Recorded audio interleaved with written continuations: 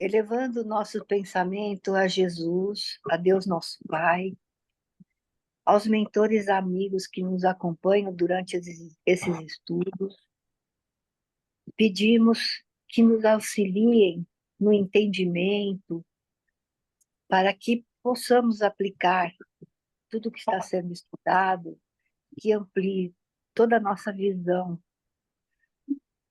Agradeço também a oportunidade deste momento e pedimos licença para iniciar o estudo. Pai nosso que estais nos céus, santificado seja o vosso nome. Venha a nós o vosso reino, seja feita a vossa vontade, na terra como no céu. O pão nosso de cada dia dai-nos hoje, Senhor. Perdoa as nossas ofensas, assim como perdoamos os nossos ofensores. Não nos deixe, Pai, entregue às tentações. Livra-nos da prática do mal. Que assim seja. Muito bom. Obrigado pela prece, Sheila. Obrigado a todos pela presença, né? Hoje nós temos algumas pessoas de Tubi. Eu estou vendo aqui a Luana, seja bem-vinda, Luana, que está na casa dela, né? Já que Tubi parece estar chovendo muito. E a dona Dirce também. E fora elas tem a Sheila, que fez a prece, o Virgílio, que vai fazer a exposição do Evangelho dessa noite. A Tati, você está em São Paulo? São Paulo, né? Oi, João. Oi, você está em São Paulo? Não, Bauru, João. É que Ah, hoje eu Paulo. não fui isso, hoje eu não fui à casa, né? Daí eu tô rezando aqui com vocês. Muito bom. Seja bem-vinda. O Márcio, Obrigada. que eu saiba, está em Arceburgo, né? A Rosane, que está em Minas Gerais, perto de lá de Itajubá, um pouquinho mais para frente ainda. São Lourenço, São São Lourenço. Lourenço, é. E a dona Dirce, que está em Tubi, que eu saiba, né? Sim. Então, hoje nós estamos no segundo dia de outubro, na segunda sexta-feira de outubro, né? Que a última sexta-feira foi a abertura do quinto mês espírita, e hoje nós estamos no segundo dia desse mês espírita, que nós vamos ver aquela 9h10. personagem tão importante, né? Que a gente não conhece muito, que a gente já ouviu falar, mas não tem muita informação. Amélie Gabrielle Boudet, esposa do nosso querido Hippolyte Léon Denisard Rivail, Allan Kardec. Né? A gente sabe que todo grande homem sempre tem uma grande mulher, e hoje nós vamos conhecê-la melhor. Né? Então, Virgílio, está com você, pode tomar o púlpito. Boa noite a todos, boa noite a todos vocês que estão aqui. É pena que não estamos vendo o nosso cenário do Centro Espírita Luz e Caridade, mas nós sabemos que, embora não estejamos hoje excepcionalmente com representação no centro, o ambiente do centro, como de todos os centros, são profundamente ativos. Então, nesse momento, em Tobi, no centro, nós temos um ambiente profundamente iluminado, nós temos um ambiente em festa, afinal, estamos homenageando Allan Kardec pelo quinto ano consecutivo.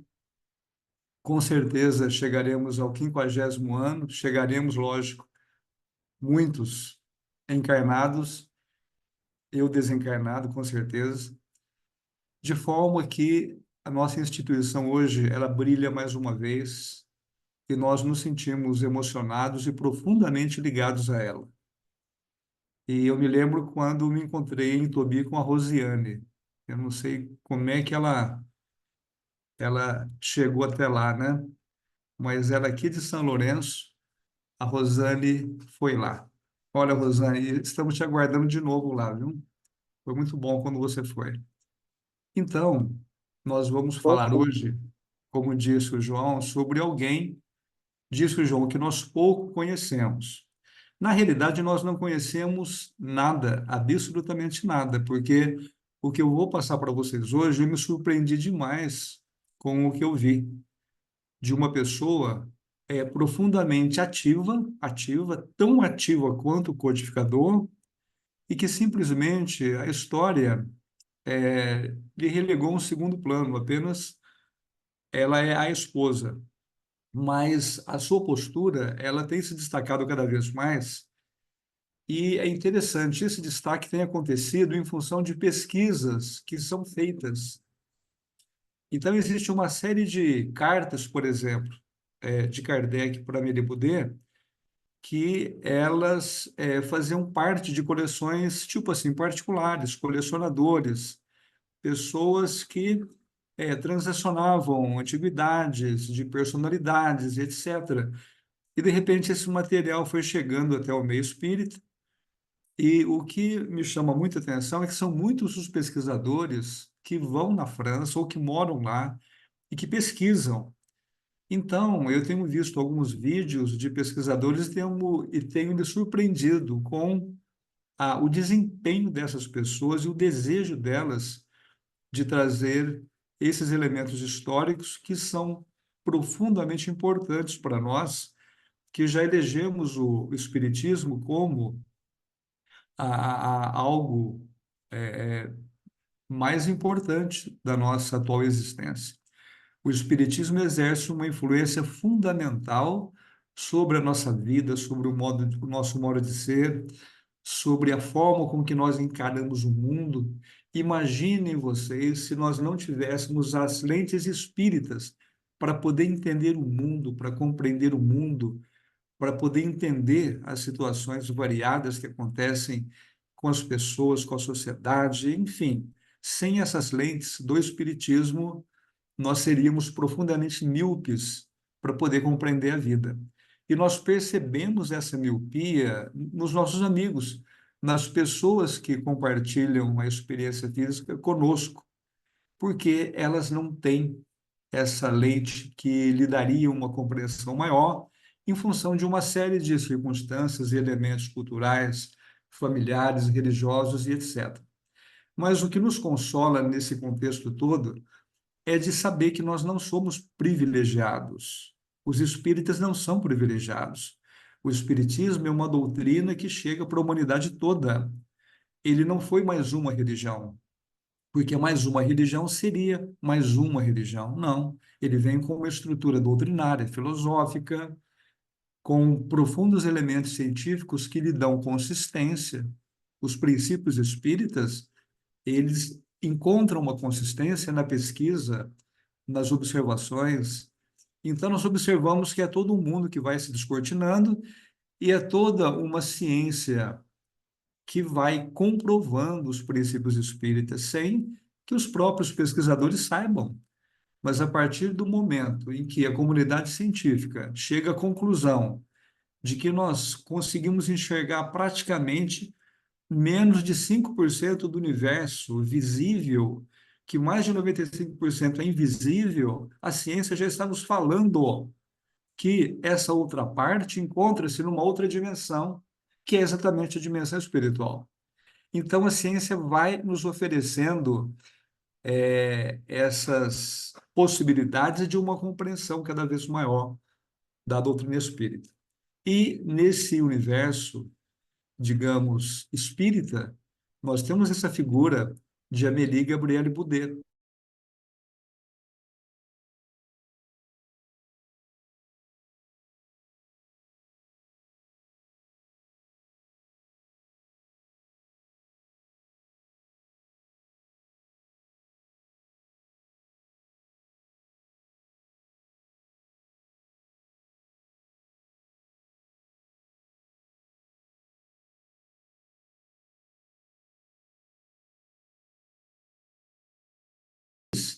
Em 1825, Noções de Desenho, em 1826, e O Essencial em Belas Artes, em 1828. Morando em Paris, conheceu e se casou com o professor Rivail. Ao seu lado, desenvolveu um importante trabalho na área da educação e, sobretudo, na codificação e disseminação do Espiritismo. Acompanhou seu marido nas investigações que deram origem à codificação da doutrina espírita a partir dos fenômenos das mesas girantes. Nas reuniões mediúnicas,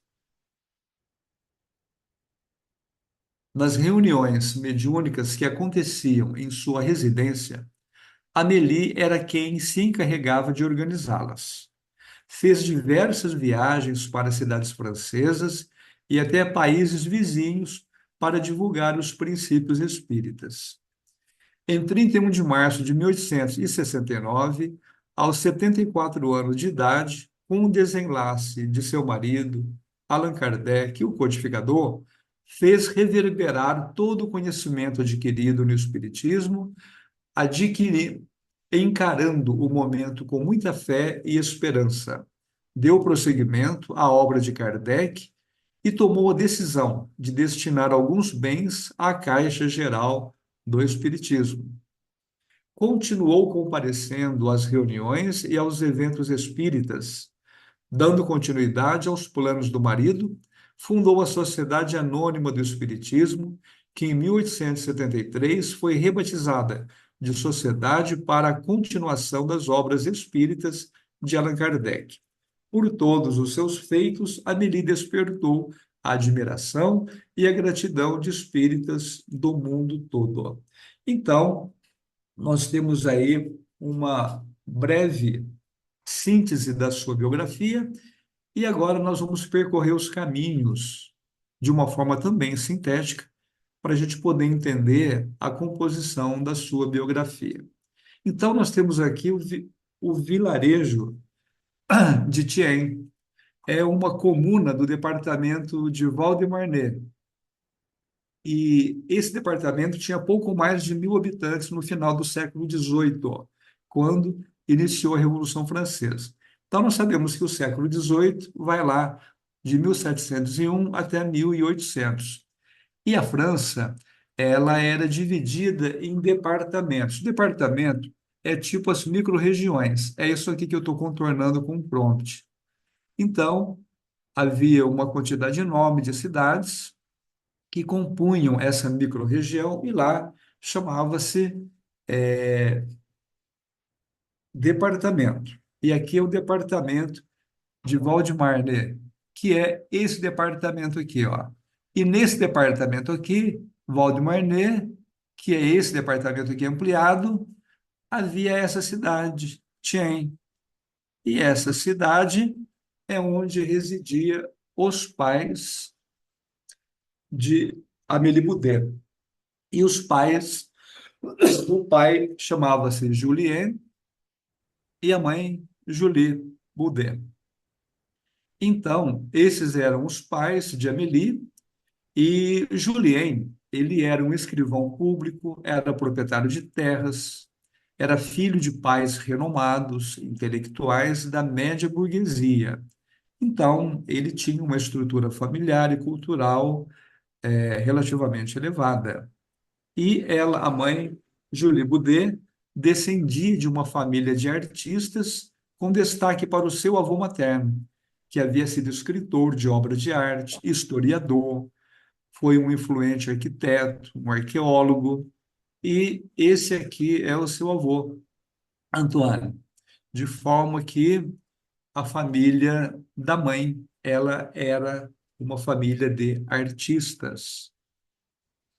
E no dia 22 de novembro de 1795, né, final do século XVIII, nasceu Amélie Gabrielle Boudet.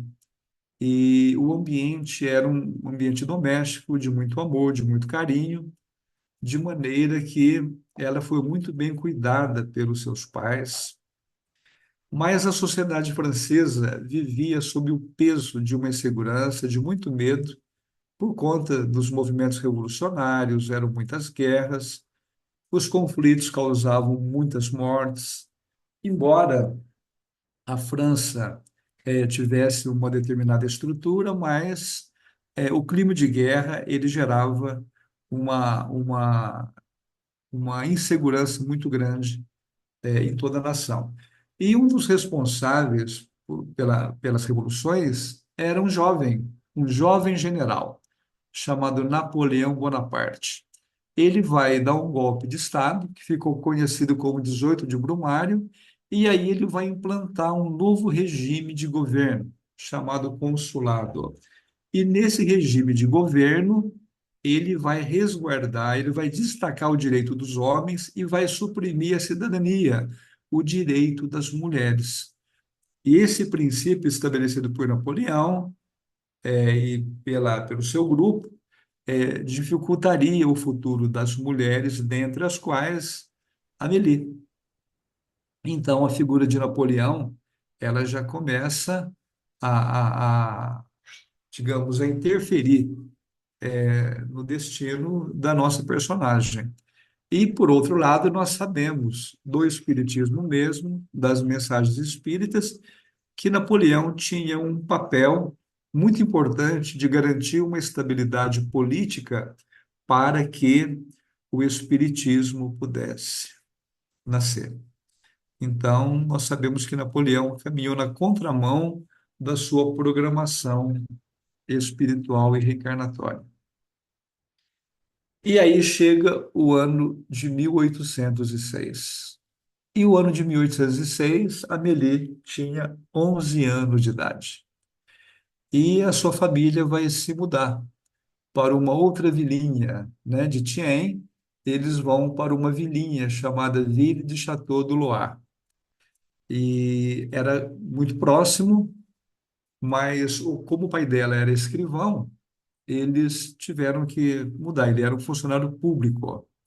E nesse período firmava-se aquele papel das chamadas mães educadoras. E a premissa de uma mãe educadora era de ensinar as filhas a se tornarem futuras mães, esposas, donas de casa, eficientes. Então, nós observamos que mesmo Thiene, ou essa vila Château de Loire, fica próximo aqui a Paris. Então, eles estavam ali numa região muito privilegiada. Só que a mãe de Gabriele, ela não concordava, porque ela já vinha de uma família de artistas. E nós sabemos que o mundo artístico, ele vive, digamos, com um passo à frente do momento vivido pela maioria das pessoas. Então, a mãe de Gabriele, ela não concordava com com esse papel das mães educadoras, da forma com que era vivido na França, né? Então, ela não concordava com determinadas imposições que na época eram muito comuns. Ela não concordava em suprimir de sua filha o acesso ao conhecimento. Então, embora a maioria das mulheres eram treinadas, educadas, ou melhor, condicionadas para serem mães, para serem esposas, donas de casa, ela não queria abrir mão do acesso ao conhecimento da filha. E nós sabemos que realmente não se consegue agradar a dois senhores, não se consegue assoviar a chupacana, ou seja, não se consegue ter acesso ao conhecimento, ter uma vida social intensa, e compatibilizar isso com os padrões de uma dedicação total ao lar. Então, a mãe da Gabriele, ela já tinha uma visão um pouco diferente da época. E, naturalmente, que isso ajudou muito. Muito bem, em meados de 1810, Gabriele foi matriculada num colégio interno da elite parisiense, né? Então, eles vão se mudar para Paris. Ela tinha 15 anos, porque ela nasceu em 1795 e eles estavam em 1810. Ela tinha 15 anos, ela já tinha uma inteligência em comum, ela se destacava no seio familiar. E aí, ao completar 15 anos, a família vai para Paris, de forma que seja proporcionada à filha melhores condições de cultura e de educação. Bem, a jovem Gabriele, ela vai se aprofundar nos estudos de belas artes. E ela tinha domínio em latim, conhecia o grego, além de dominar o francês. Dominar o francês não é como nós dominamos o português, né? Nós falamos português, mas são poucas as pessoas que têm realmente domínio da língua, né? Bom, o fato é que ela tinha uma sensibilidade muito grande pelo estudo das línguas. Aí ela passou a desenvolver um raciocínio crítico, inclusive sobre os métodos de ensino a que ela estava submetida no colégio interno. Ela se aprofundou no estudo das belas artes, atividade da instrução pública, tradicionalmente reservada ao clero, aos poucos foi sendo compartilhada com os leigos, então ela entrou, digamos, nessa onda, e os leigos que compunham a classe de instrutores e dos professores. Então, além dos leigos, essa classe de instrutores e de professores, ela foi sendo ela foi sendo ampliada de forma que mais pessoas foram tendo acesso às artes e à instrução de uma forma geral, né? Mas publicamente, tradicionalmente, a educação pública ela era reservada ao clero. E nós sabemos que o clero se desenvolvia, inclusive é quem ensinava. Então, nós vemos que a atividade da igreja ela sempre foi muito também associada à cultura e ao conhecimento. Mas as pessoas, de uma forma geral, a dificuldade era muito grande.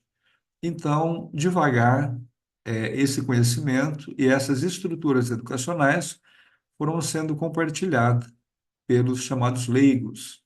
E esses leigos eram aqueles que faziam parte, né, dos chamados instituidores, né, são os professores, os especialistas em educação, os pedagogos e os professores. Amélie se interessava pela pedagogia, ela amava os idiomas, dominava latim, conhecia o grego, e ela se envolvia também com literatura, com artes dramáticas, ela se envolvia com a dança. Então, todos os aspectos, todas as interfaces da arte eram, assim, atraíam a Amélie. E ela se envolvia com todos esses aspectos artísticos. E o interessante é que ela vai se basear, ela vai se fundamentar, ela vai ter como dois inspiradores, ela vai ter como duas referências do mundo literário, o Honoré de Balzac, que foi um prolífico escritor francês, notável por suas agudas observações psicológicas, considerado o fundador do realismo na literatura moderna, e também o Victor Hugo. O Victor Hugo, nós conhecemos ele da literatura, da época em que ele viveu, e também do Espiritismo. Victor Hugo psicografa por Divaldo Pereira Franco. E são os vários livros ditados por Victor Hugo, inclusive um deles chama-se Árdua Ascensão. E Victor Hugo foi também um romancista, poeta, dramaturgo, ensaísta, artista, foi um estadista, ativista pelos direitos humanos francês, de grande atuação política em seu país, autor de diversas obras, e as obras de Victor Hugo, elas têm fama e renome mundial. Então, essas duas personalidades do mundo literário eram as referências da jovem Amélie Poulain, que eram homenageados nos livros que ela escrevia, inclusive. E aí vai surgir uma situação muito interessante, porque Amélie, ela foi estudar na primeira escola normal leiga de Paris.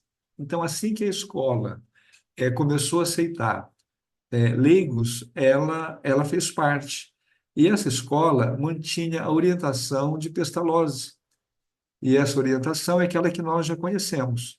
Ela levava em consideração as relações professor-aluno, sempre baseadas e reguladas pelo respeito, pela fraternidade, pelo amor. E aí, aos 19 anos, ela vai se graduar. Ela se gradua como professora e, em função dos critérios da época, ela teria, então, um diploma de primeira classe. E aí ela vai se tornar muito conhecida no mundo acadêmico como institutora Baudet. Essa palavra institutora, eu não consegui encontrar no dicionário, mas pelos textos é quase que um título. É uma especialista em educação, uma pedagoga. E, embora ela tivesse 19 anos, ela já começa a sofrer a pressão social, que é uma pressão onde todas as mulheres que não se casavam sofriam. E naquela época, 19 anos já era realmente um problema, né? Não ter ali o seu marido. Então, ela vai conviver com essa situação e muitas das escritoras mulheres, elas eram simplesmente deixadas de lado pela força do mundo, da sociedade, que era muito machista. E ela começa a se impor nesse terreno profundamente antagônico, que oferecia determinada resistência, e nós não podemos nos esquecer de que Napoleão, quando ela era pequena, Napoleão, quando ele assumiu o governo da França, através de um golpe militar, ele deixou bem claro que os homens tinham realmente direito e as mulheres não tinham. Então, era uma tradição muito complexa para as mulheres, mas ela vai se impondo com a sua competência. Entretanto, a hora que ela se forma, mesmo com todo o seu potencial, ela tinha três caminhos para seguir, né? Ou ela se casava, e aí ela seria mãe, ela seria esposa, ela cuidaria do lar, ou então ela faria votos religiosos, né? Na época de Joana de Ângeles, que foi uma época muito recuada, Joana de Ângeles, ela preferiu fazer votos religiosos, né? Digamos, ela foi abandonada pelo noivo e aí ela preferiu fazer votos religiosos, mas não por vocação, para ela poder ter acesso ao conhecimento. Ou então permanecer solteira, e aí ela continuar sofrendo a pressão social. E, a princípio, foi o que a Amélie Gabrielle Boudet escolheu, né? Vamos permanecer solteira, por enquanto, né?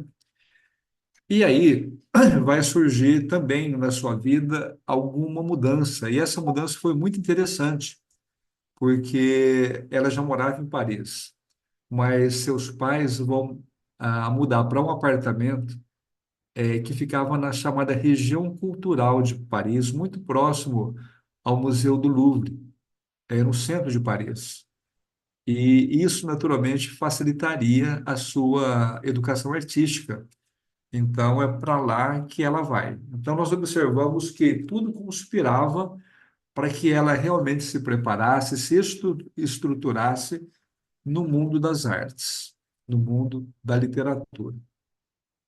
Então, aos 25 anos, ela começa a fazer uma análise crítica de toda a sua educação, e aí ela tinha algumas referências interessantíssimas. No mundo literário, ela tinha lá, né? Ela tinha Balzac, ela tinha. Fugiu o nome. E no mundo da educação, ela tinha Johann Henri Pestalozzi, ela tinha Davi Lévy Alvarez, e também o ministro da Educação, na época, na França, eram três referências especializadíssimas no mundo da educação. Então, ela vivia nesse mundo das artes, no mundo da educação, da literatura, era esse o ambiente que ela vivia. E aí chega o ano de 1825. Em 1825, ela tinha 30 anos de idade. E aí ela vai editar um livro chamado Contos Primaveris. Vai ser o seu primeiro livro. Depois, ela vai editar um segundo livro, em 1826, um ano depois, chamado Noções de Desenho. E por que ela escreveu esses livros? No Contos Primaveris, ela vai se inspirar em Balzac e ali vai resplandecer também os ensinamentos de Pestalozzi. Então, nesses dois personagens que ela se inspirava, né? Um ligado à literatura e o outro ao mundo da educação. E Noções de Desenho foi uma obra considerada artística pedagógica E ela deu essa contribuição à educação artística, que ainda era muito desestruturada nos círculos escolares de sua época. Como ela estava um pouco à frente do seu tempo, ela conseguia perceber as dificuldades das pessoas, dos alunos, em compreender essas questões artísticas. Então, ela vai e escreve este livro, Noções de Desenho, como sendo uma obra artístico-pedagógica. E também, como na França naquela época havia um abismo profundo entre o acesso e o entendimento da arte universal, ela percebia que as pessoas se sentiam atraídas pela arte, mas não entendiam de arte, né? Imagine, uma pessoa é o leigo chegar numa mostra artística. Ele vai achar tudo muito bonito, ele vai percorrer todos os quadros, ele vai tirar fotografia. Agora, a pessoa que é ligada ao mundo da arte tem um outro senso, tem uma outra visão diante dessas obras. E ela queria isso, ela queria que as pessoas se aculturassem para que as pessoas pudessem entender, para que as pessoas pudessem desenvolver aquele feeling, aquela sensibilidade em apreciar a arte. Então, ela vai escrever um livro para poder orientar essas pessoas. E olha o título do livro, O Essencial em Belas Artes. Ou, tipo assim, tudo que você precisa saber, né, para entrar numa exposição e realmente ter o mínimo de possibilidade de entender o que está lá. Tá? Então, ela foi realmente uma pesquisadora do universo das artes plásticas. E é lógico, né, uma pessoa com esse perfil, dificilmente ela conseguiria se relacionar com alguém que tivesse um perfil semelhante. Então, ela não tinha interesse realmente em se casar, né? Nós sabemos que pessoas que têm um padrão cultural, e no caso dela, um padrão espiritual assim, muito elevado, realmente não consegue sustentar por muito tempo uma relação, né? Principalmente quando a diferença cultural e espiritual é bem acentuada. Então, ela continuava surfando neste mundo da arte. E esses, então, são esses três livros. São três volumes pedagógicos. Eles foram publicados no espaço de 4 anos e eles repercutiram positivamente por toda a França, especialmente entre os professores de arte e de literatura, né? Então, olha só, a maioria das escritoras, elas eram excluídas do universo literário. E a carreira pedagógica de Amélie Boudet, ela estava em franca ascensão, uma vez que ela era muito competente, né? Aí realmente ficava difícil excluí-la. Então ela foi se sustentando nesse mundo pela sua competência. Então nós observamos, né, que o tempo foi passando e ela foi se aprimorando cada vez mais neste mundo literário, neste mundo educacional, no mundo da arte até que ela vai ser contratada, né? E quem vai contratá-la, né? Esse jovem aí, né? Esse jovem Rivail, ele vai contratá-la e ele tinha um estabelecimento de ensino para moças. E aí ele vai contratar essa institutora, Amélie,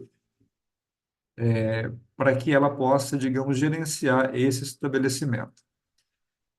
E então eles vão se conhecer, final da década de 20, e o relacionamento, naturalmente, que vai se tornar sério, mas interessante são as cartas que Kardec escrevia para ela, ele como patrão e ela como funcionária, né? Então, ele realmente ele enquadrava direitinho, né? Ele deixava claro que aquele ambiente tinha regras e que, né, da importância da responsabilidade e tal. Então, pelas cartas que ele escrevia para ela, a gente observa isso, né? Ele queria dela uma conduta impecável, né?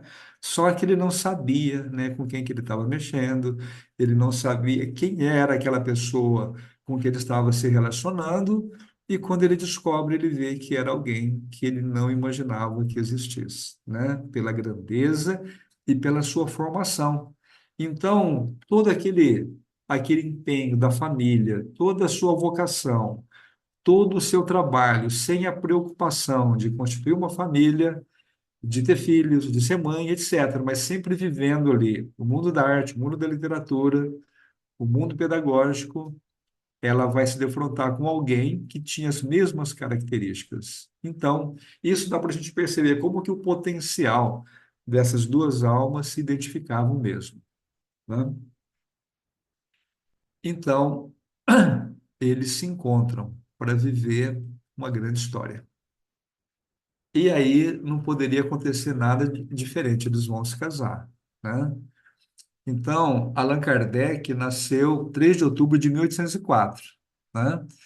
Então, 32 menos 4 tem 28 anos, não é isso? Allan Kardec tinha 28 anos.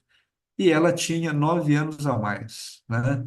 Ela tinha 37 anos, né? Eram dois jovens. Então, tratava-se de um reencontro de dois espíritos que nada mais representava do que uma união de almas afins. É realmente algo muito bonito quando nós começamos a perceber por esse lado. E, na época, já havia o Instituto Técnico Rivail, lá na rua Sèvres, 35. E eles se casam e vão residir no mesmo endereço, tá? E aí, acontece algumas situações. Em 1835, o Instituto ele é fechado, eles começaram a ter uma dificuldade financeira muito grande, eles ficaram preocupados, e o que contribuiu para o agravamento da situação financeira deles é que a Mélie, ela tinha um irmão. O irmão dela chamava-se Julien, Julien François Boudet. E ele tinha algumas dificuldades na vida dele e o socorro financeiro ao irmão ainda agravou um pouco mais a situação do casal, né? Então, eles vão viver uma dificuldade financeira só lá em 1850 que a situação financeira do casal começa a melhorar. Então, eles tinham que trabalhar muito para que eles pudessem sobreviver na época. E aí, o professor Rivail, ele cuidava da contabilidade de algumas casas comerciais, ele fazia traduções, dava aulas particulares, então ele tinha a sua atividade técnica e também como professor. E a Meli, ela dava aula de piano, dava aula de artes, se desdobrava com os afazeres domésticos e ainda ajudava o marido com as contas no lar. Então, era um casal que até então não tinha filhos e, naturalmente, que eles administravam, ambos trabalhavam e a vida seguia sem maiores problemas. E eles acabaram adotando uma menina. Então, tiveram uma filhinha adotiva chamada Petit Louise. Era uma filha adotiva. E então eles viveram durante algum tempo com essa garota, e logicamente que a garota dava um brilho muito especial ao lar. Só que com 8 anos ela vai desencarnar. E aí eles têm um impacto muito grande com o desenlace da garota. E viveram aí algumas dificuldades. O tempo vai se passando, como o nosso foco é a Mélie Gabrielle Boudet, vai chegar o ano de 1854. E nós sabemos que em 1854, Kardec já tinha 50 anos de idade, né? E a Amélie Boudet tinha 59 anos. Ela era 9 anos mais velha que ele. Então, a idade havia chegado, mas mal sabia eles que as grandes emoções da existência estavam por vir. Começaria exatamente ali, porque foi em 1854 quando, pela primeira vez, o professor Rivail ouviu falar sobre as mesas girantes. E quem falou para ele foi aquele amigo dele, o senhor Fortier. Trouxe ali a grande novidade, dizendo que as mesas tinham inteligência suficiente para poder responder a questões sérias e graves. E é lógico que ele não acreditou. A fenomenologia mediúnica começou a acontecer no mundo inteiro e o professor Rivail mantinha-se à distância, porque ele via que era um modismo e ele não via como acreditar que um objeto inanimado poderia ter qualquer comportamento inteligente. Então, como todos nós sabemos, ele foi refutando as informações, mas seus amigos, as pessoas próximas a ele, pesquisavam os fenômenos. O mundo inteiro já pesquisava. Aqui no Brasil, os fenômenos das mesas girantes já eram conhecidos antes mesmo de 1854. Nós soubemos antes do codificador. E aí nós vemos que vai ocorrer uma sucessão, né, de acontecimentos.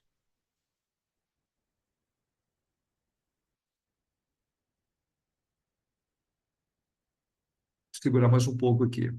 Então, nós temos aí que, após as pesquisas do codificador, em 1854, ele vai ouvir pela primeira vez falar sobre as mesas girantes, ele vai ter contato com os fenômenos, existe uma série de acontecimentos que vai levá-lo a observar o fenômeno, e quando ele observa o fenômeno, ele vê que trata-se de algo muito sério, alguma lei até então desconhecida, e ele percebe que as pessoas estão muito distantes de enxergar essa seriedade, e ele começa a pesquisar os fenômenos. E isso vai culminar, depois de 3 anos, ele vai editar a primeira edição de O Livro dos Espíritos, e com ela surge, então, para o mundo a doutrina espírita.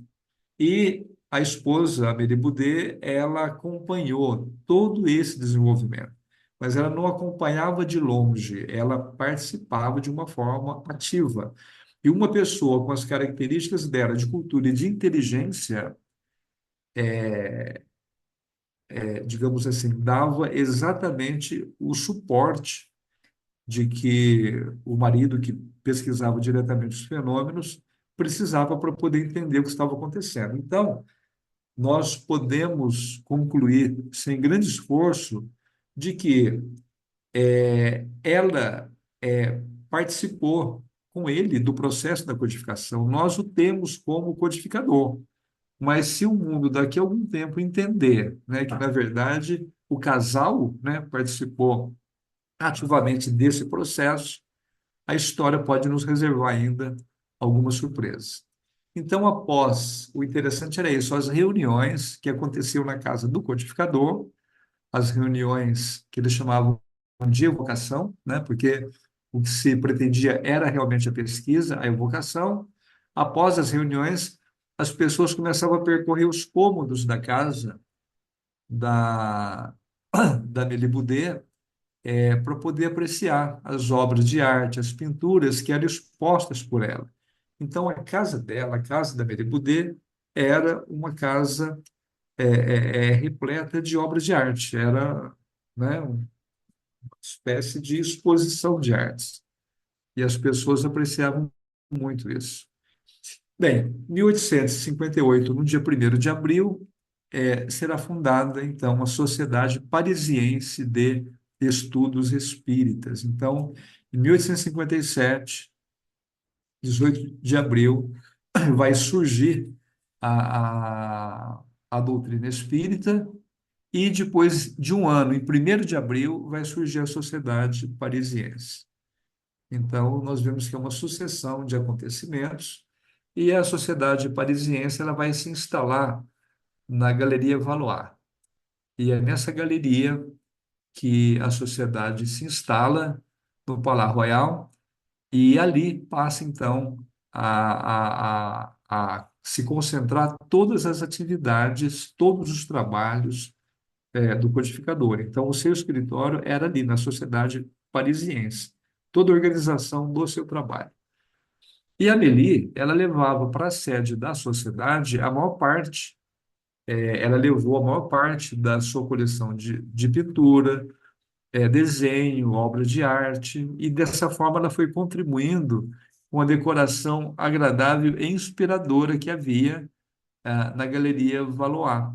Então, vejam que não era apenas uma sociedade parisiense formada, digamos, por homens apenas, né? Então, havia ali também as mulheres, e a Amélie Boudet, ela dava um toque muito especial para que o ambiente fosse profundamente agradável. Então, era um ambiente com muita arte. E o interessante é que esse ambiente de arte atraía a presença de muitos espíritos que eram artistas e que escreviam, né, psicografavam, para compor a obra espírita. Então, o interessante é isso, né, porque quem tinha essa interface artística era ela. Então, com o trabalho dela voltado à arte, muitos espíritos do mundo artístico se comunicavam e deixavam ali o seu trabalho, e alguns, inclusive, fazendo desenhos de arte, né? Não, essa gravura é da casa de Mozart, do compositor. E ela é um trabalho mediúnico, né, de Victorien Sardou, e que está na Revista Espírita de agosto de 1858. Então, essa gravura que a Amélie Boudet cuidava dela, ela levou também para a Galeria Valois. Então, ela se dedicava à arte da pintura, ou seja, a sociedade parisiense era quase que um ateliê também. E é exatamente esse brilho que permitia esse clima espiritual gerado pela arte, por ela, possibilitava a aproximação de espíritos também ligados à arte e manifestações mediúnicas ligadas à arte. Então, ela vai contribuir de uma forma imprescindível para o trabalho da codificação espírita. Durante as viagens do codificador, ela assumia a direção da Sociedade Parisiense. No ano de 1860, eles já se encontravam liberados dos compromissos profissionais, eles já tinham uma situação financeira estável, então eles viviam integralmente para o trabalho doutrinário. E em 1860, eles vão transferir a Sociedade Parisiense de Estudos Espíritas para esse endereço que está aí, né? Passagem Santana, número 59. Então, nós sabemos que o Livro dos Espíritos foi escrito em 1857. Essa transferência da sociedade se dá 3 anos depois, ou seja, Allan Kardec vai desencarnar em 1869, então ele trabalhou quase uma década nesse endereço de uma forma muito intensa, né? Porque ele escreveu praticamente 30 obras espíritas.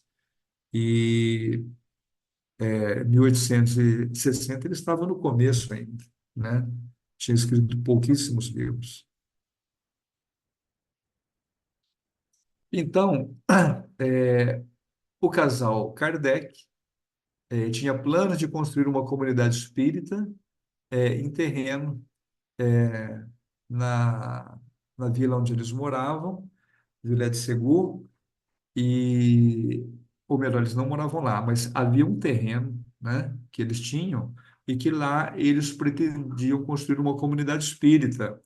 Eles pretendiam construir casas para os espíritas que não tinham possibilidade, não tinham casa, que tinham muita dificuldade. Na época, a pessoa não devia ter uma seguridade social eficiente na França, então a pessoa envelhecia e ela tinha muitas dificuldades. Então, o casal Rivail tinha planos para construir um museu do espiritismo. Então, eles queriam morar nessa comunidade junto com outras pessoas, mas em 31 de março de 1869, Allan Kardec ele vai desencarnar, e aí os rumos de todos esses planos se modificam totalmente, né? nada disso vai acontecer, mas havia um legado muito grande, havia um trabalho intenso a ser desenvolvido. Então, e Kardec não tinha uma família, não tinha filhos, era ele e Emily Boudet. Então, é lógico que ela, que já estava totalmente vinculada a todo aquele movimento, coube a ela a continuar o trabalho e assumir totalmente os compromissos que era do marido, além dos compromissos que ela tinha.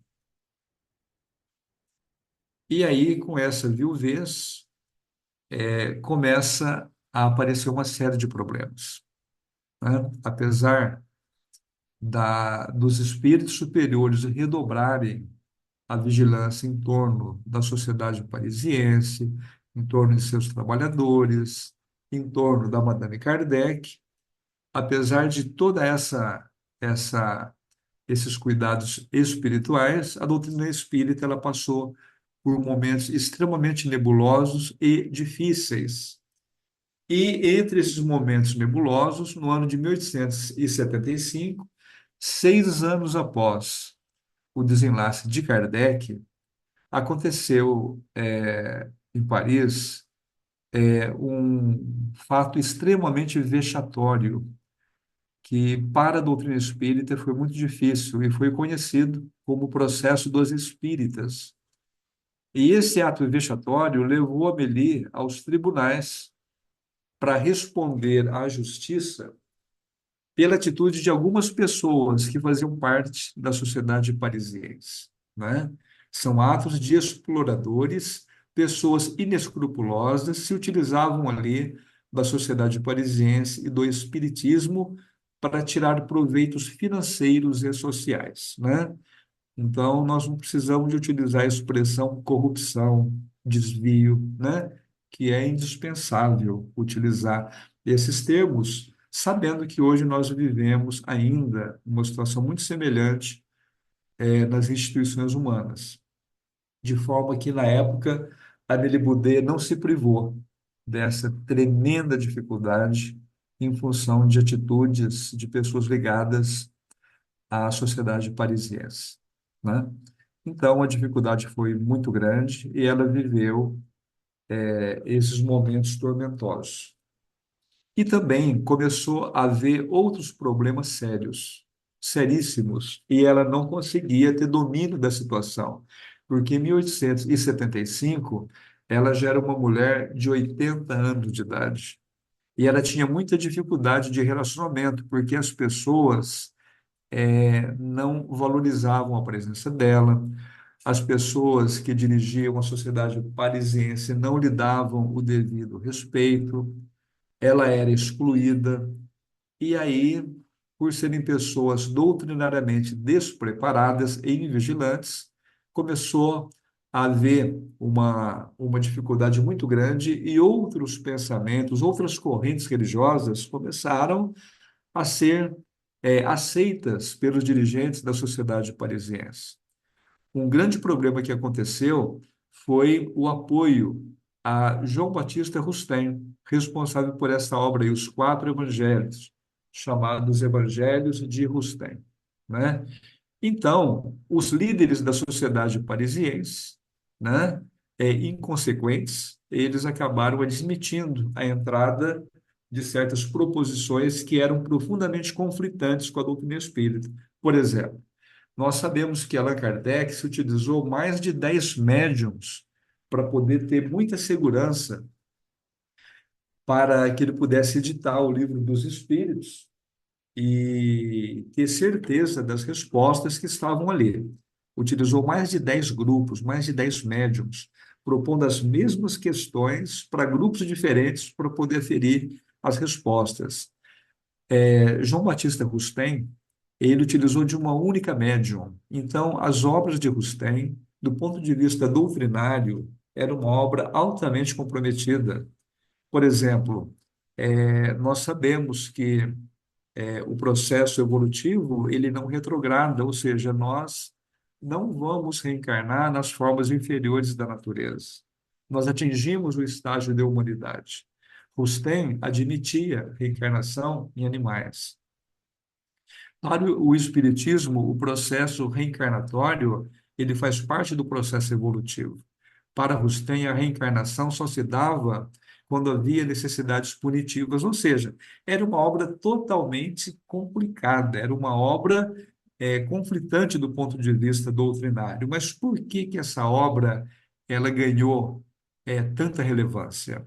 Porque João Batista Rustem era uma das pessoas mais notáveis da França. Era um indivíduo profundamente inteligente e influente. Ele era advogado da corte imperial e ele queria pesquisar a doutrina espírita. Ele procurou Allan Kardec. Ele queria compartilhar de Kardec das experiências do codificador, mas a forma com que ele colocava, com que ele pensava, ele naturalmente queria interferir e isso daria problema. De início, eles tiveram até uma aproximação, várias mensagens que foram obtidas por Rustem foram aproveitadas por Allan Kardec, no Evangelho segundo o Espiritismo, inclusive, mas houve um momento em que tornou-se impossível essa convivência, porque Rustem não se colocava apenas como um aluno, mas ele queria também competir com a liderança de Kardec. E aí ele queria instituir princípios dele, e aí realmente foi muito problemático. E a inconsequência do movimento espírita na sociedade parisiense, por força de sua liderança, trouxe realmente problemas e essa obra acabou sendo aceita. Só para vocês terem uma ideia da influência nefasta dessas obras, até há poucos anos atrás, na Federação Espírita Brasileira, lá em Brasília, as obras de destaque na federação eram as obras de Rustem, não eram as de Kardec. Existem livros escritos por lideranças da Federação Espírita Brasileira e editados pela FEB, em que o autor diz o seguinte: a obra de Kardec é uma obra muito acessível e ideal para pessoas pouco exigentes, ou seja, pessoas que não têm cultura, pouca cultura. Agora, para pessoas mais exigentes, com elevado nível cultural, aí tem que ser as obras de Rustem. Esses livros que têm esse texto que eu estou falando, ele é editado até hoje pela FEB, né? Ele está por aí ainda. Então, o problema realmente provocado por esse pessoal nessa época, quando a Amélie Boudet tinha 80 anos, é um problema tão grave que repercute até os dias de hoje. E aí, eles acabaram também aceitando a chamada filosofia teosófica, que é uma outra vertente, são outras ideias, não dá para o espiritismo endossar. A pneumatologia universal também é uma outra linha de pensamento, né? Que não tem nada a ver com a doutrina espírita, e muitas outras chamadas de pseudo-teorias acabou sendo assimilado ali pelo meio espírita da sociedade parisiense, né? Aí, 1881 já, né, com mais de 85 anos de idade, Amélie Boudet, né, inquieta, entristecida, depressiva, doente, né? Realmente ela acabou não resistindo, né? Ela foi ignorada, ela foi desrespeitada dentro da sociedade parisiense, né? Mas ela não desistiu em nenhum momento do objetivo de tornar o movimento espírita, né, justo e fiel à doutrina espírita. E ela vai e se afasta da sociedade parisiense porque ela viu que ela estava sendo deixada de lado mesmo, né? As dificuldades eram muito grandes, né? E aí acontece algo interessante, né? Gabriel Delane, Jean Mayer, Leon Denis, essa outra espírita que eu não consegui o nome, eles começam a reagir contra os problemas criados pela sociedade parisiense. Então, eles vão criar a União Espírita Francesa, vão criar esse jornal, o Espiritismo, e através desse jornal, eles começam, então, a colocar as coisas no eixo.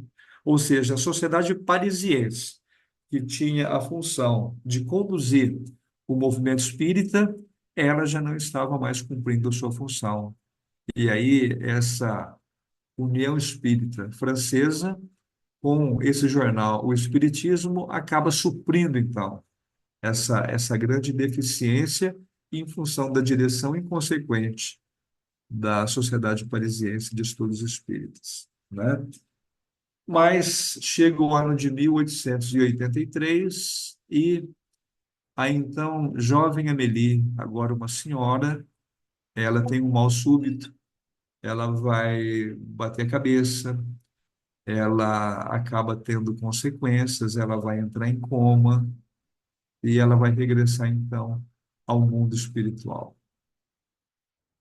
E para a gente terminar, eu coloquei esse último slide, porque quando Allan Kardec viajava, ele escrevia cartas para ela. Então eu peguei dois trechos de carta para a gente, com com esses trechos, poder penetrar, digamos, na intimidade do casal relativamente aos assuntos doutrinários que eles permutavam. Diz o marido: minha querida Amélie, escrevo-lhe de novo sob a impressão da emoção da jornada de ontem. Ele estava viajando. São esses eventos que deixam marcas inesquecíveis na vida. Como lhe dizia, era o dia do banquete. Havia mais de 160 pessoas, das quais muitas vieram me cumprimentar e me abraçar. Outras conseguiram falar comigo e creio que estavam tão felizes como se houvessem falado com um rei. Um pouco mais e teria alguém que tivesse ousado beijar a barra do meu casaco. Tão grande era o seu entusiasmo. Então, olha como que as pessoas recebiam o professor Rivail. E ele vai dizer no outro trecho, ele vai dizer o seguinte: já não são mais por centenas que se contam os espíritas em Lyon. São milhares. Em toda parte existe médiums. E entre os que tenho visto, existem muitos bons médiums. Em um dos grupos encontrei um guarda municipal que era muito bom médium e muito bom espírita. Depois tinha um ferreiro de grande constituição física, igualmente muito bom médium, homem sério, inteligente, e que entre os seus inspira a numerosos adeptos. Ele é o chefe de um grupo de vales e como eu não pude ir lá, ele veio cá, com vários confrades seus, a uma das reuniões da cidade.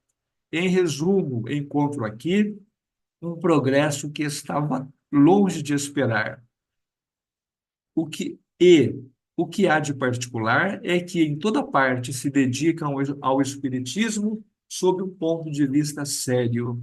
Então, assim vivia esse casal, assim viveram, e a professora Nelly Gabriele Boudet, ela foi uma coautora de tudo que Allan Kardec fez como codificador, inclusive uma revisora de todo o seu trabalho. Então, meus queridos, nós ficamos por aqui muito entusiasmados com com essa pesquisa que está sendo desenvolvida agora, para que a gente possa conhecer, então, melhor a Madame Kardec. Ô, Vitor, é você que está conduzindo, né? O João já entrou na reunião. Não sei se ele vai falar. Está aí, João? Eu Acho acho que que ele não está, não. Pode Ah, tá. eu tô Tá aqui com embaixo. energia, tô só com a bateria. não. Então, eu vou. Então, pessoal, acab- vamos dar continuidade, então, fazendo as reflexões iniciais e depois convidando, né, os amigos para a gente poder continuar refletindo sobre o assunto. Então, é muita informação rica, né, muitas informações sobre a esposa de Kardec. E, de fato, né, normalmente sempre que nós falamos em espiritismo, nós sempre vem à nossa cabeça Allan Kardec, né? Nós não pensamos na companheira dele, que foi tão importante também, nas obras da codificação. Com essas pesquisas que vêm sendo feitas, né, muito dos acervos, muitas cartas do acervo de Kardec, principalmente aquele que estava com Canuto de Abreu, estão sendo pesquisados. né? Eu sei que a FEAL faz essas pesquisas, na Universidade Federal de Juiz de Fora também, né? Um grupo de pesquisadores, tem até um site em que eles vão traduzindo, né, essas cartas e vão nos revelando esses detalhes que nos ajudam a compreender, né, essas questões, vamos dizer assim, essa intimidade maior de Kardec e da sua esposa. Agora, é interessante como ela era ligada às artes, também demonstrando já ser, né, um espírito, né, de elevados valores morais, né, por meio da arte. Essa questão deles também terem um filho, o que eu achei interessante é que eles tiveram um filho que desencarnou, tiveram problemas familiares, né, aquele irmão dela. Então, essa questão, o que que nós podemos concluir? Que eles tiveram uma vida totalmente integrada à sociedade, não foram, seres especiais, não tiveram condições especiais, nem quiseram parecer seres especiais. Eles foram totalmente, né, seres que viveram, né, na sua época integrada à sociedade. Me lembrou de uma passagem também daquele livro Viagem Espírita que relata, né, Kardec com a sua esposa numa simplicidade colhendo, né, frutos de árvores. Então, assim, nós sempre temos Kardec como, né, de uma forma, a sua esposa também, mas sempre chama atenção essa simplicidade que eles demonstraram. Essas dificuldades, né, que após o desencarne de Kardec, né? O Paulo Henrique de Figueiredo também ele explica bem no livro dele, Revolução Espírita e Autonomia, né? Que teve sim pessoas que se apropriaram da Sociedade Parisiense de Estudos Espíritas, que causaram deturpações, né, nas obras, e a esposa, né, a Madame Kardec, a Gabi, né, como também era conhecida, sofreu, né, sofreu processos, né, sofreu várias pressões, mas ela foi uma continuadora, de fato, dos trabalhos de Kardec após o seu desencarne. Inclusive, né, é muito interessante quando a gente vê essa questão das influências das obras de Rustem também, né, na questão de Kardec. Agora, o interessante é que aquela capa daquele livro de Rustem, ele é traduzido pelo Guilhom Ribeiro, o mesmo que nós encontramos, o mesmo tradutor das obras de Kardec. Então, até um tempo atrás, tempos atrás, de fato, fazia parte, só um comentário sobre essa questão de Rustem, fazia parte do estatuto, né, da FEB, o estudo das obras de Rustem. Agora não faz mais parte, né? Inclusive eu tenho amigos que trabalham nesse grupo da FEB e a gente conversa muito, de uma forma muito franca, e de fato isso existiu no passado, e essa equipe, né, que já está há um tempo, ela é muito séria e comprometida, né? Então, de fato, teve sim essas questões. O Paulo Henrique Figueiredo fala de fato sobre isso, mas, né, são desvios que aconteceram e foram reais. Para terminar, uma parte que eu acho muito interessante dessa relação de Kardec com a Gabriele, que teve um determinado momento da vida deles que devido à dedicação de Kardec nas obras da codificação, quem foi a mantenedora da casa, quem deu suporte, ou seja, quem levou a comida para dentro da casa foi a Gabriele, ela dando aula particular, né, como professora. E isso naquela época nós sabemos que é totalmente que não era usual. Hoje né? A mulher trabalha, o homem trabalha, mas naquela época a mulher ser provedora, não era, né, não era de fato comum e com certeza devia ser raro, mas ela foi, por conta da dedicação dele ao trabalho da codificação, e ela, né, como uma parceira. Então, muito interessante. Acredito que mais no futuro, com traduções das novas cartas, conheceremos também detalhes, né, desse grande espírito que deu também um grande suporte para a codificação e poderemos também, né, aumentar esse reconhecimento. Então, era isso, pessoal, os comentários iniciais. Deixa eu ver. Márcio, gostaria de comentar sobre o assunto?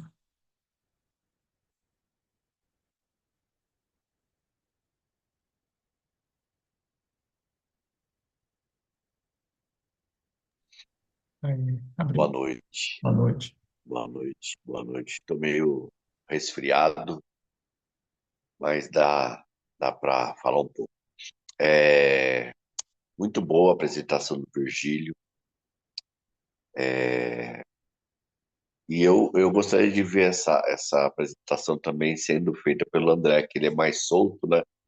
Talvez ele pusesse um pouco mais de romantismo aí no quando Kardec se conheceu lá com a Amélie Boudet, que quando eu vi o tema, eu fui procurar e achei duas fotos dela jovem, uma 9 anos depois de ter se casado com Kardec, muito mal conservada, né, infelizmente, mas que dá para ver os traços dela, os cabelos pretos, a silhueta magra, uma pessoa assim bem diferente dessa imagem que a gente vê hoje, né? E uma mais jovem ainda, que eu acho que ela devia ter 14, 15 anos, que é mais visível, assim, alguns traços.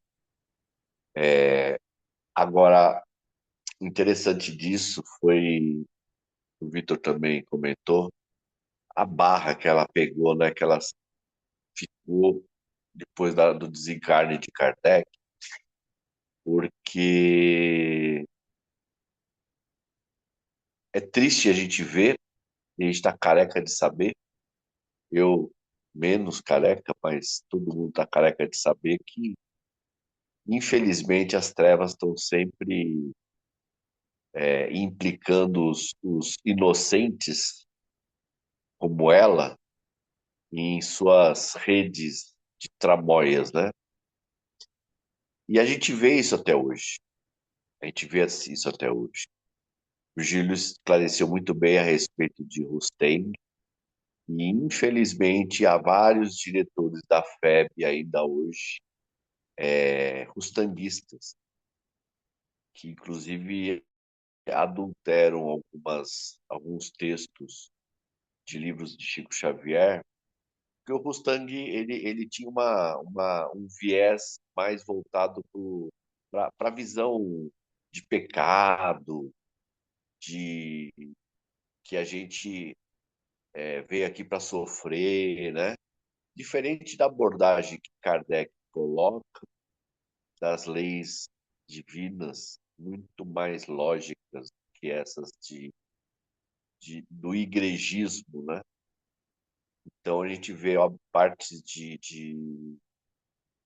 tem um conto do Boa Nova que fala de estradas prodigiosas e que eles substituíram por estradas que a vida é uma série de estradas pedregosas e o original é prodigiosa, né? Então, infelizmente, a gente vê que essas tramas ainda existem e imperam até mesmo hoje dentro do espiritismo. Isso é muito triste e nos leva a nos tornarmos mais rígidos em buscar a simplicidade de Kardec, né? Sem esses vieses igrejistas. Tenho certeza que ela foi uma grande batalhadora ao lado de Kardec para que isso fluísse dessa forma. É isso aí. Obrigado, viu, Virgílio? Ok, obrigado, Márcio. Luana, gostaria de comentar, por favor? Bom, boa noite a todos. Primeiro, agradecer, né, ao Virgílio pela pesquisa grandiosa aí, né? Nossa, a apresentação foi muito interessante, do começo ao fim, né? A gente vai querendo saber mais e mais sobre a Emily, né? Emily. E eu achei super interessante, gostei muito. E é muito interessante ver a trajetória dela, né? Até o encontro com Kardec, né? A trajetória pela qual ela passou, né? numa época em que ser mulher era muito mais difícil, né? E, e o apoio familiar também, né? Dos pais em acreditar nela, em deixar que ela percorresse o seu caminho, né? Porque também eram pessoas também à frente do tempo, né? A mãe. E é bonito de ver, né, toda essa trajetória e saber que eles, como almas afins, né, ela e Kardec, eles tinham mesmo esse compromisso, né? Esse compromisso com a doutrina e com a própria evolução dos dois. Muito bonito ver. Eu não conhecia a história dela, fiquei muito, assim, feliz em saber e interessada em buscar mais. Muito obrigada ao Virgílio e boa noite a todos. Ok. Obrigado, Luana. Rosane, está na área? Sim. Oi, boa noite a todos. Obrigada, Vitor. Parabéns, Virgílio. Uma apresentação com riqueza de detalhes que realmente, como assim, a Luna também falou, a gente não tem tanto acesso de ficar vendo a biografia, né, da Amélie. E você trouxe rico detalhes, porque naquela época a mulher realmente, hoje já é, né, nós agora que estamos conquistando de alguns anos para cá. E antigamente havia muita podas, né? As mulheres não podiam se sobressair tanto. E ela, como educadora, uma mulher à frente do seu tempo também, foi primordial nesse amparo que ela teve com o Allan Kardec. É como você disse, que foram almas preparadas, né? Que vieram para poder, nessa união, colocar as obras, né, da codificação. E o que eu achei assim também muito gostoso de saber que embora que tudo que aconteceu, ela continuou firme nesse propósito espiritual, nessa luta espiritual que eles estavam desvendando, fazendo, né, a, os livros, a codificação e como ela também teve um olhar que ela percebeu através da Sociedade Espírita de Estudos, lá da França, que estava desvirtuando um pouco aquilo, daquela bagagem tão bonita que ele estava colocando. E, embora na tristeza dela, ela conseguiu, através do amigo, né, da Lani, que conseguiu fazer essa associação. Então, essa bagagem de entendimento foi muito bacana, muito importante, porque a gente sempre via a mulher, né, e o Kardec, através de filme, ela numa posição privilegiada como esposa, como braço direito dele, mas vimos também a força da mulher para poder fazer com que ele pudesse colocar toda a obra dele, tudo que ele queria, né, através desses ensinamentos para que no futuro nós tivéssemos esse acesso. Então, como mulher, nossa, eu realmente amei tudo que você falou desde a parte dela, né, no conceito que ela vinha de educação, arte, a família, então tudo isso tem uma base, né, esse reencontro de alma. Então, muito obrigada, foi um estudo delicioso de ouvir e um aprendizado também, que algumas coisas você colocou que eu realmente não estava assim atenta e não sabia, tá? Muito obrigada. Obrigado, Rosane, pela sua participação. Tati, gostaria de contribuir também? Só agradecer. Hoje aprendi muito. Obrigada, viu, Virgílio? Obrigado. Sheila, Só agradecer, porque realmente eu desconhecia muita coisa. Agradeço pela pesquisa, foi bom demais. aprendendo bastante. Dona Dirce, a senhora está aí online?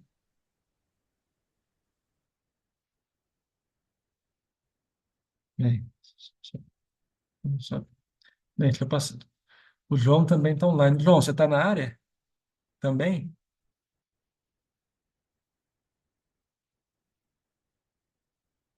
Ô, Vitor, eu não sei por quanto tempo, até acabar a bateria. Tá? Eu tô com o celular ancorando o laptop na internet e o celular sem bateria e sugando a energia do laptop com cabo. Olha só a minha precariedade, né? Mas eu achei bem interessante e quando o Virgílio falou aqui, que eu caí muitas vezes fora, mas quando ele falou que a Amélie Boudet, ela gostava do Balzac e do Victor Hugo, né? Victor Hugo, eu lembrei que eu li um livro chamado Cristo Espera por Ti, Virgílio. Psicografia de Valdo Vieira. Sabe que espírito que ditou esse livro? Honoré de Balzac. Ou seja, não é só o Victor Hugo que trabalhou em obras psicografadas espíritas, né? Mas o Balzac também, né? Interessante, né? Mas eu achei bem, bem legal. Vou ver se eu assisto o vídeo para assistir inteiro, mas é muito histórica a apresentação de hoje, com dados para muitas pessoas, como o Virgílio avisou no início, inusitados, né? Bem interessante mesmo. Obrigado, Virgílio. Ô Vitor, eu só queria fazer uma colocação. A semana passada eu falei sobre, num outro centro aqui, sobre Allan Kardec. E me baseei muito em umas pesquisas feitas pelo Vitor, de uma apresentação que ele fez o ano passado ou ano retrasado, que ele falava sobre Allan Kardec e coisas que eu não sabia.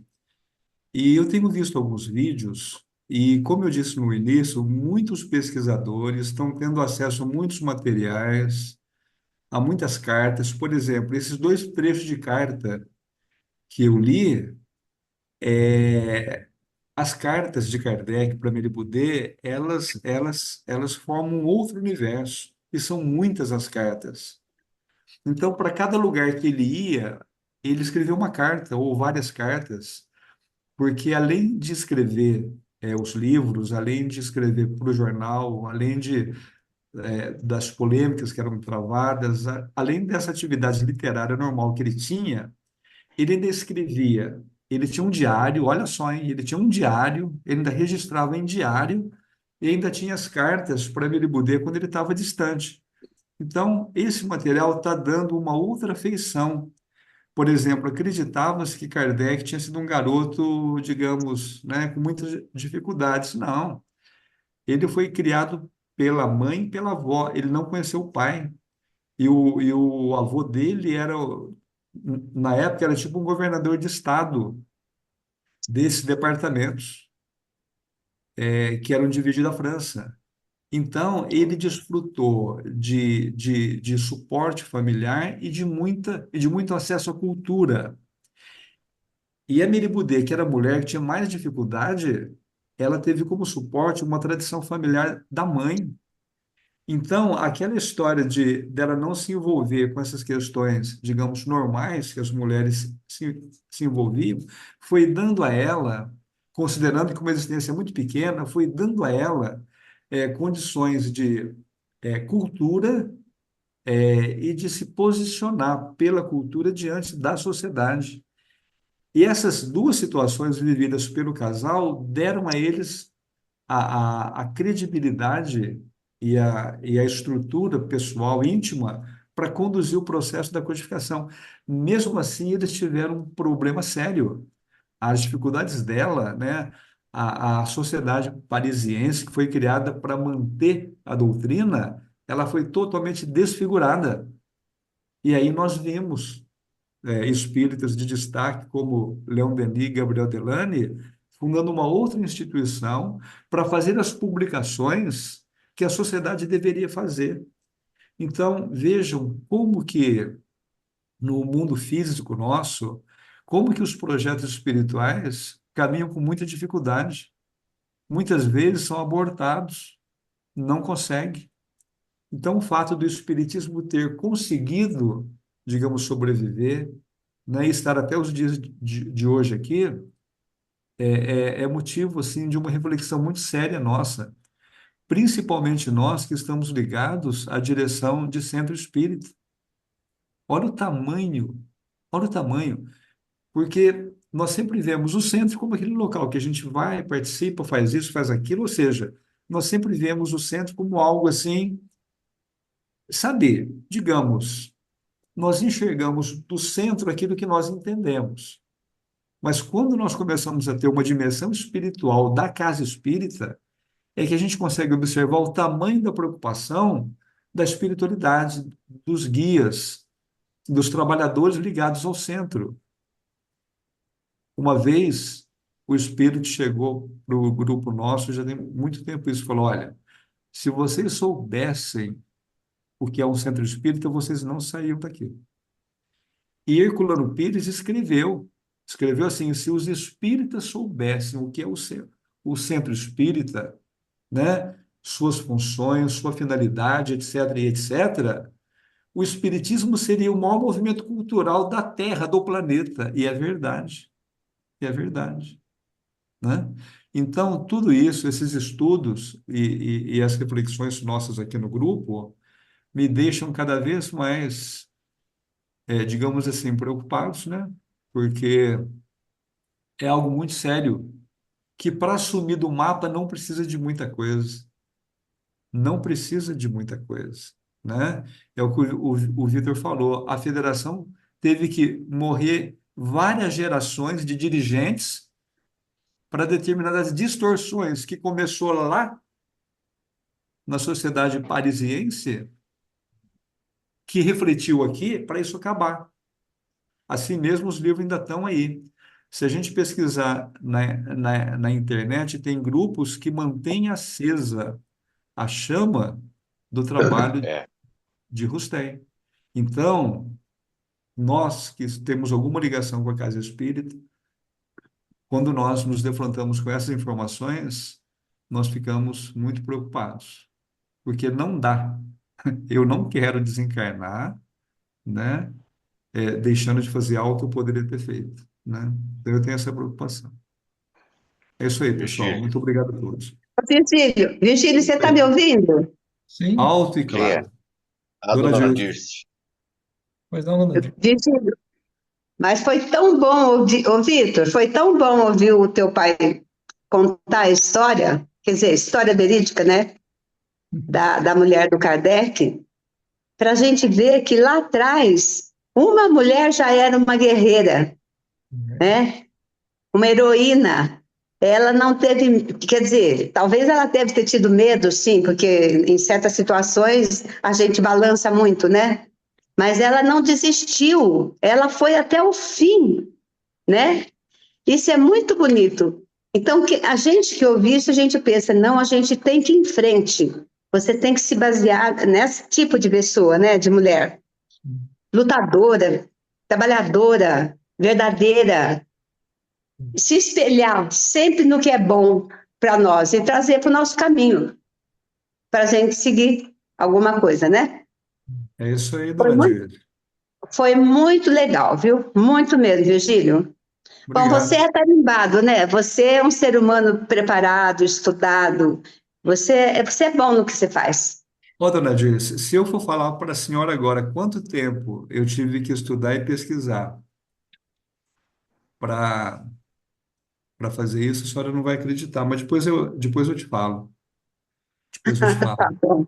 Muito tempo. Olha, mas Jesus já chamou a nossa atenção para essa questão, né?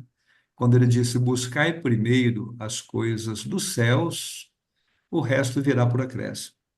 Então, se nós somos espíritos em processo evolutivo, se nós estamos vivendo uma experiência reencarnatória, uma experiência existencial com vistas a um planejamento estabelecido, e se nós temos o conhecimento que temos, já dizia Sócrates, ora, por que que nós não vivemos então com vistas à espiritualidade?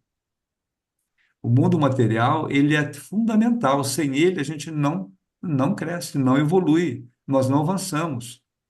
O nosso único problema é que nós, se o mundo material é hiper importante para o nosso crescimento, que palavra que a gente vai utilizar então para as questões espirituais? Então, qual que é a conclusão que pessoalmente eu chego? Que nós não temos outro caminho, nós temos que dar para as coisas espirituais o mesmo valor que damos para as coisas do mundo. O problema nosso é quando nós damos mais valor para o mundo do que para o espírito. Mas a meta pessoal minha, eu vejo que eu tenho que caminhar nessa direção. Eu tenho que dar para as coisas espirituais, né, a mesma importância, o mesmo empenho que eu dou para as coisas do mundo. Ou Sim, seja, senhor. né, aí nós conciliamos tudo e aí tudo é possível. Né? Por aí a gente consegue ter a paz, Virgílio, É verdade. né? Mas Sim. muito bom. Boa noite, fica com Deus. Boa noite, dona Dirce. Márcio, o que você falar? Não, eu ia falar o seguinte, eu pus as fotos e o link de algumas fotos da Amélie, me parece que são dados genealógicos, né, da linha genealógica dela. E tem algumas fotos interessantes que eu nunca tinha visto, que dá a entender que é materialização do Kardec junto dela. Tá nesse link lá no grupo, eu pus lá no grupo. Eu vi aqui. E eu concordo com o que Essa não é alta de som? Tá essa fechado, é uma das fotos. tá fechado seu microfone, pai. Fechado o seu microfone. Essa primeira foto é de quem?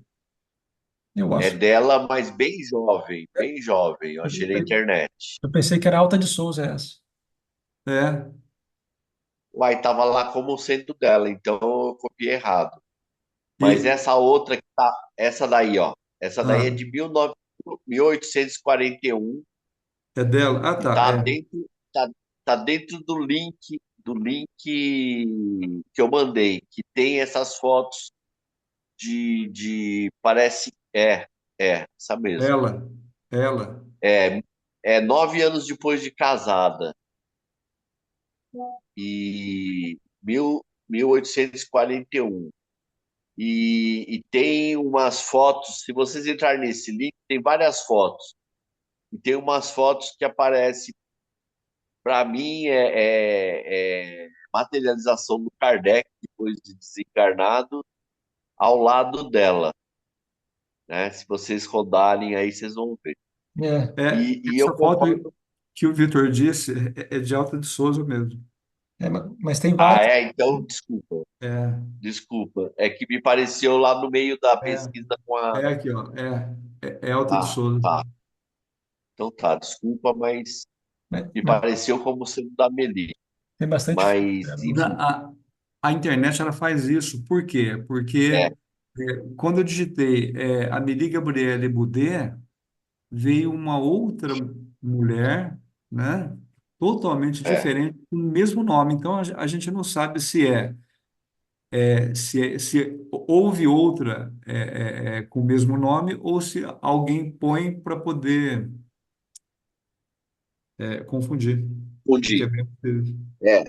Mas se você entrar nesse primeiro link que eu pus lá no grupo, vão aparecer vários dados, fotos dela idosa, dela jovem, é, e vários dados lá. Legal, muito bom. E, e, e você falou uma coisa, Virgínia, que me preocupa há muito tempo. Tem vários grupos na internet, que graças à internet a gente foi descobrindo. Tem uns que querem, entre eles o Paulo Henrique Figueiredo, que querem que o espiritismo seja só uma doutrina científica, né? Sempre teve isso, né? É. E tem outras que não, que querem ser rustanguistas e igrejistas, É, né?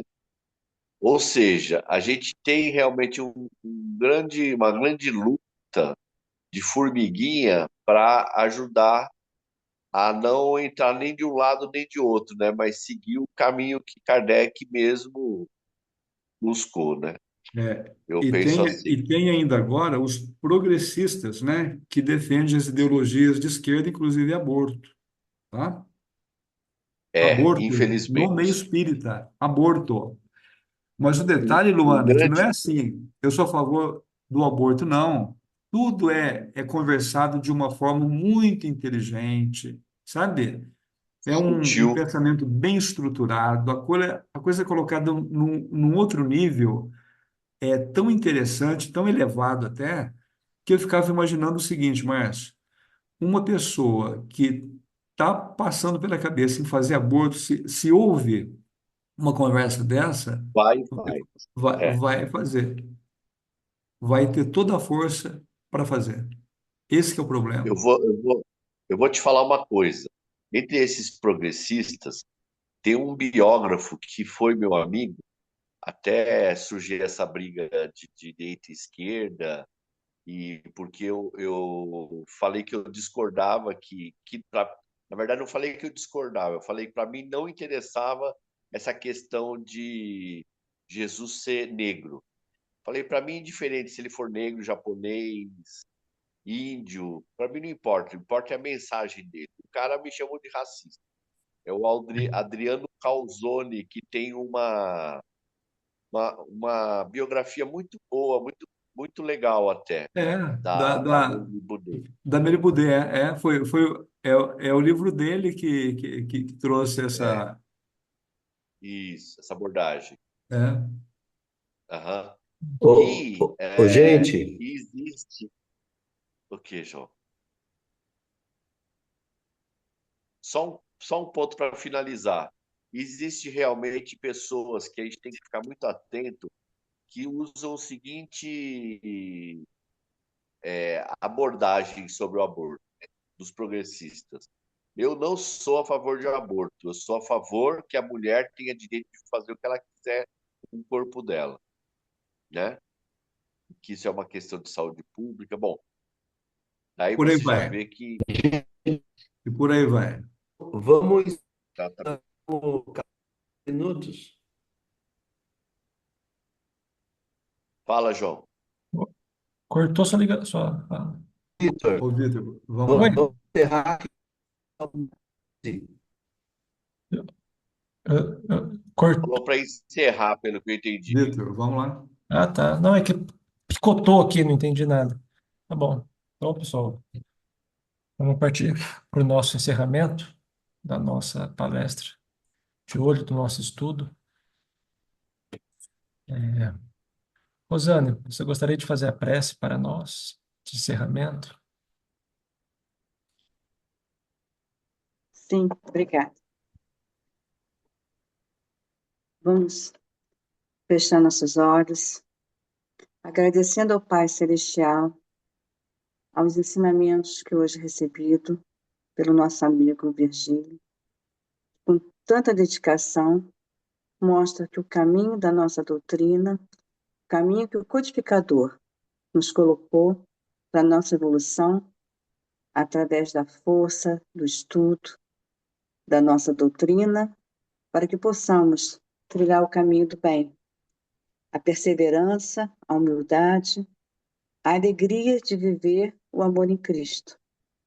A doutrina que o codificador nos colocou, através também da Amélie, a perseverança de nós continuarmos a seguir esse caminho da benevolência, da persistência, do amor ao próximo e da luta para que continuemos juntos a edificar o nosso progresso.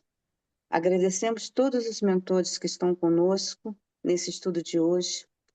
Agradecemos aos mentores da Casa Espírita Luz e Caridade de Tubi, que sempre nos aconchega, nos abraça, nos ilumina, nos acalenta, que esses pioneiros que estão nessa luta também de 107 anos, nos levando na conscientização do caminho da caridade, do amor e do estudo, que eles possam nos abraçar com toda a sua luz. Obrigada, Pai, pelo dia de hoje.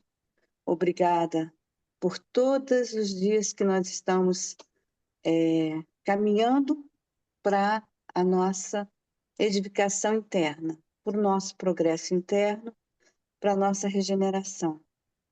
E com isso nós podemos finalizar dando graças a Jesus por toda a obra e dando graças aos mentores por permitir que essa obra chegue até nós. Assim seja.